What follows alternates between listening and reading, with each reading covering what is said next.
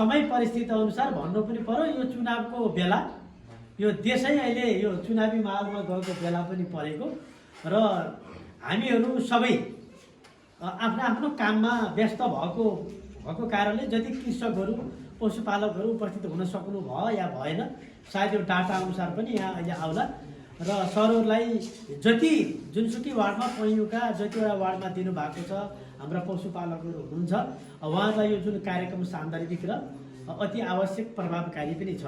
हामीले देखेका छौँ, हामीले यो बङ्गुरका पाटापाटी वितरणदेखि धेरै कार्यक्रममा हामी यहाँ गाउँपालिकाको उपाध्यक्ष र मैले सँगै पनि वितरण गरेका थियौँ। हाम्रो यमकेलाजी हुनुहुन्छ र जहाँसम्म हजुरहरूले गरेको कामको लागि जिल्ला अस्पताल, भेटनरी अस्पताल र हामीहरूले आफ्नो तर्फबाट सहयोग सेवा गरिरहेका पनि छौँ।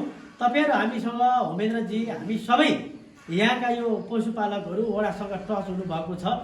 तपाईँहरूलाई आवश्यक अथवा जिल्लामा केही भन्नुपर्ने कुराहरू र हामीलाई वडा र पालिकासम्म हजुरहरूको लागि गर्न पर्ने व्यावसायिक रूपमा हजुरहरूले गर्न चाहनुहुन्छ भने हाम्रो सेवा, हाम्रो सहयोग तपाईँहरूलाई जहिले पनि निरन्तर हुनेछ।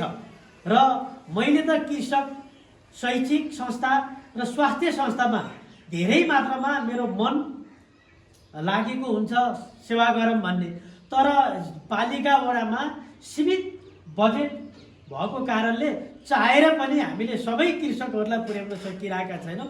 थोरै भए पनि राहत स्वरूप हजुरहरूलाई पालिका वडाले जुन कामहरू, कहिले माछाको भुराहरू दिने, कहिले बङ्गुर दिने, कहिले बाख्रामा अनुदान दिने, कहिले गोरुमा अनुदान दिने, कहिले भैँसीमा अनुदान दिने, यी कार्यक्रम पालिकाले र वडाले ल्याइरहेको छ।